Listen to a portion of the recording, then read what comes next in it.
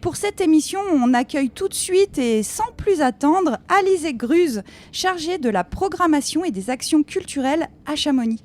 Alors vous ne faites que passer Alizée et je vous remercie car c'est un petit peu le rush des petits asticots en ce moment. Donc les petits asticots, c'est un festival jeune public qui est devenu incontournable pendant les vacances d'automne. Il aura lieu au Pays du Mont-Blanc du samedi 21 au vendredi 27 octobre cette année. C'est la 22e édition. Alizée, donc la programmation est encore très très riche cette année. Est-ce que vous pouvez nous en dire un petit peu plus en quelques mots ? Oui, bien sûr. Donc bonjour à tous. Donc effectivement, c'est un festival qui se déroule sur 2 communautés de communes, la vallée de Chamonix-Mont-Blanc et le Pays du Mont-Blanc. Donc on a une programmation qui est hétéroclite, très variée. On aura donc Les Yeux de Taki, un spectacle de marionnettes vraiment très joli. On aura Même pas acoustique, un groupe de musique. On aura également un petit spectacle de marionnettes à main nue qui va être super sympa avec un village festif à Valorcine. Et puis on aura aussi un petit théâtre d'ombre avec Les Petites Saisons, un spectacle tout en douceur pour le jeune public. Ouais, ça va être super. On détaillera toute cette programmation tout à l'heure parce qu'Alizée va devoir descendre avant le départ du train à 9h55 pour aller rejoindre tout ce festival et puis toute l'organisation de ce festival.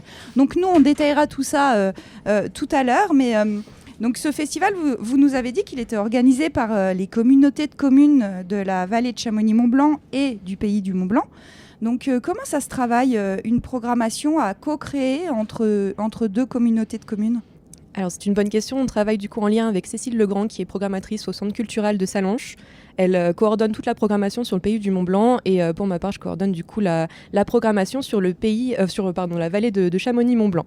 Donc en général on se rencontre vers novembre-décembre après l'édition du festival de l'année en cours. On fait un bilan et on parle des spectacles qu'on a vus pour la programmation prochaine, ce qu'on voudrait voir et qu'est-ce qu'on peut programmer pour qu'on ne fasse pas doublon. Donc chaque année, il y a aussi des nouveautés. Plusieurs communes se rattachent au festival. Notamment cette année, on a Pras-sur-Arly et Megève qui se sont rattachés au festival, donc sur la communauté du Pays du Mont-Blanc. Et on développe également de nouveaux ateliers.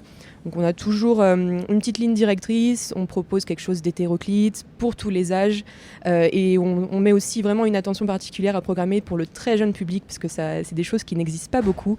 Et le très jeune public a besoin aussi d'avoir du spectacle. Donc c'est le spectacle, par exemple, qui est aux Ouches, c'est ça, c'est exact. pour la vallée de Chamonix. Donc ce festival jeune public aussi, il sert, je pense, à éduquer pour devenir de bons spectateurs. Donc tout ça s'apprend, c'est des choses qui s'apprennent. Donc j'ai vu qu'il y avait plein de petites recommandations assez chouettes et assez intéressantes pour les parents et les enfants pour devenir un bon spectateur. Alors, c'est quoi les recommandations du festival à ce sujet ? Et oui, du coup, c'est ça. Donc, on a une charte du jeune spectateur qui est dans la brochure des petits asticots, que vous pouvez retrouver d'ailleurs dans toutes les structures comme l'office de tourisme ou les musées. Et cette petite charte, du coup, elle propose plusieurs parties, donc avant le spectacle, pendant le spectacle et après le spectacle. Elle donne des petites infos, des petites recommandations pour les enfants, mais aussi pour les adultes. Par exemple, faire tomber les téléphones. Et donc pour les enfants, on regarde la plaquette, on regarde l'âge qui conviendra à l'enfant. On arrive 15 minutes avant le spectacle, faire sa pause pipi. Et puis voilà, après, des petites consignes pour bien écouter, bien être attentif. Et puis après le spectacle, on peut applaudir, poser des questions si on le veut. Et puis surtout, en parler et penser au spectacle qu'on verra l'année prochaine. Ouais, parce que c'est aussi ça, c'est vrai, le festival des petits asticots, il y a toujours de chouettes rencontres qui se font avec les compagnies présentes. Et c'est intéressant de permettre aux enfants de voir tous ces métiers liés au spectacle, au spectacle vivant. Donc, et je sais qu'on vous avait déjà interviewé au sujet donc, des représentations qui sont en direction des scolaires, que vous proposez en direction des scolaires. Et vous avez déjà commencé. Moi, ma fille de 4 ans a déjà vu Rosa Luna, la fille de Kirstine aussi, je crois. Elle est allée voir Rosa Luna. Oui, et puis aujourd'hui, ma grande, je pense, une spectacle qui demande qu'il s'habille en noir et blanc. C'est exact. Ça oui. Alors racontez-nous un petit peu ce qui se passe cette semaine de pré-vacances d'automne pour les enfants de la vallée de Chamonix. Qui va pouvoir voir des spectacles? Qui en a déjà vu? Alors oui, effectivement, donc on a accueilli sur le début de la semaine Rosalune, qui est un très très joli spectacle de la compagnie Compte en Nombre et qui a fait l'unanimité auprès des enseignants et des élèves de maternelle. On a eu quelques primaires également et les enfants ont été captivés et ont posé des questions très pertinentes. On a été très bluffés. Et effectivement, on a eu des enfants de toute la vallée, donc de Servoz jusqu'à Valorcine. Je crois que toutes les écoles sont venues, donc on a été très donc très ça, contents. c'était pour les maternelles, les moyennes sections, hein, voilà. c'est ça? De la moyenne section au CP-CE1, on a eu quelques CM2, mais globalement sur les maternelles. Et on commence dès ce matin le spectacle pour les primaires avec 3 représentations de Prélude en bleu majeur, donc avec le dress code noir et blanc et de la compagnie Choc Trio. Et c'est un spectacle qui nous emmène dans l'univers de Kandinsky. Donc je pense que ça va être très sympa et génial, je pars d'ailleurs. Kandinsky, le peintre. Oui, c'est exact, voilà. Et je pars d'ailleurs retrouver ce spectacle juste après cette interview. D'accord. Donc c'est Rosalune. Donc moi j'ai vu quelques petites photos. C'était un spectacle qui avait l'air super joli avec des ombres chinoises, c'est ça? Et puis il me semble avoir vu un violoncelle.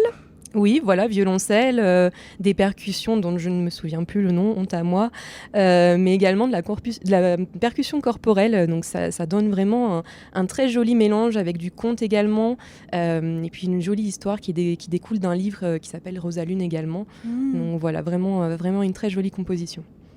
Et donc pour ce prélude, quel est le titre exact? Prélude en bleu majeur.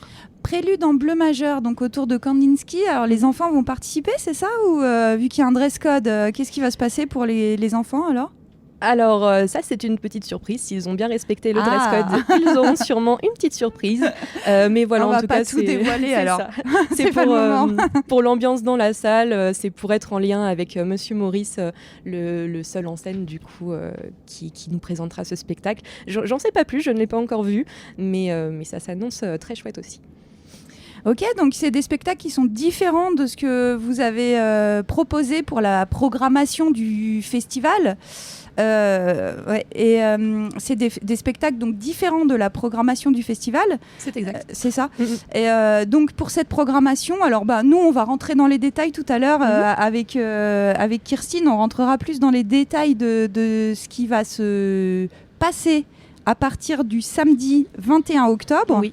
Donc on peut peut-être juste dire que le samedi 21 octobre sera ouvert avec un spectacle à l'EMC2. Oui, c'est exact. C'est ça, vous inaugurez donc...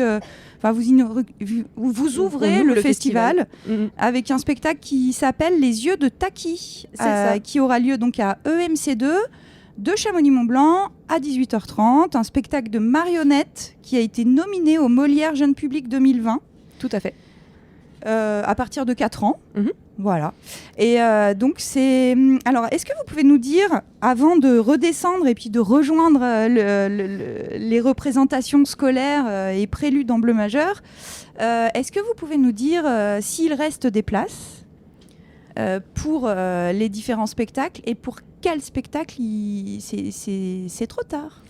Alors, pour Les Yeux de Taki, ce samedi, on est complet.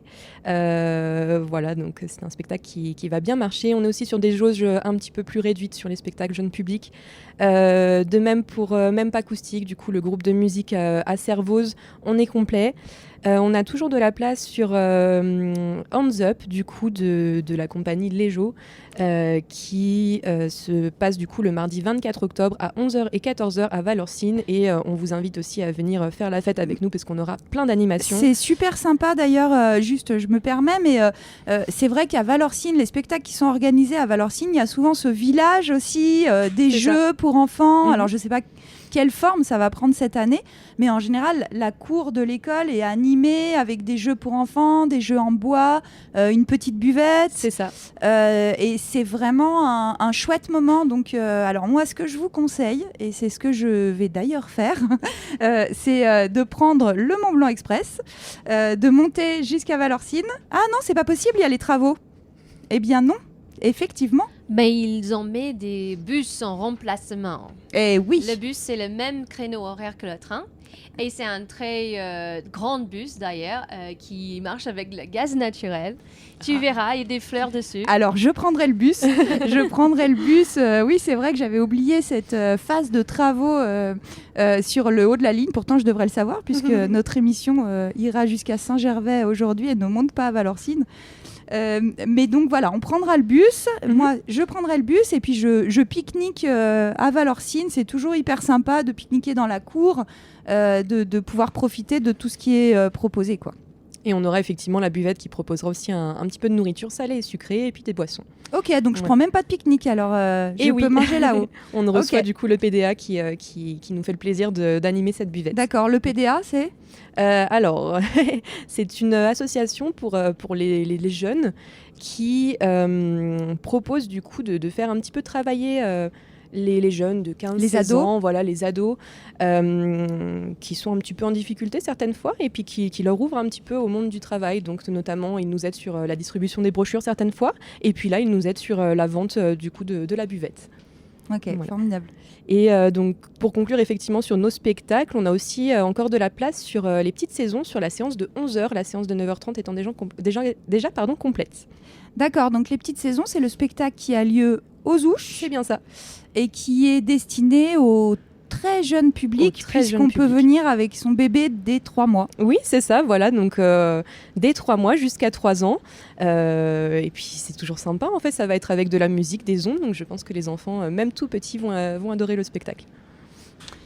Ok, et pour réserver, donc pour les quelques spectacles qui restent, donc soit pour Valorcine, soit pour le spectacle des Ouches, comment on fait ? Est-ce qu'on peut acheter ses billets sur place ou c'est déconseillé ? Vaut mieux se déplacer, hein, non ? Vaut mieux réserver sur Internet ? Alors, il est toujours préférable de réserver sur Internet quand même, parce qu'on n'est pas sûr d'avoir sa place quand on vient directement au spectacle. Donc, on peut réserver soit sur Internet, sur le site de la commune, donc le site chamonix.fr.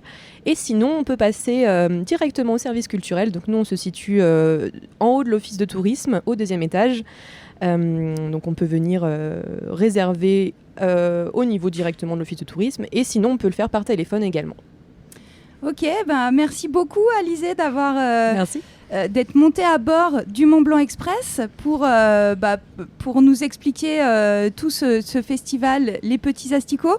Je vais vous laisser rejoindre l'équipe du festival Les Petits Asticots, accueillir les compagnies pour ces représentations scolaires. Merci beaucoup d'être montée à bord, d'avoir pris ce temps avec nous. Merci.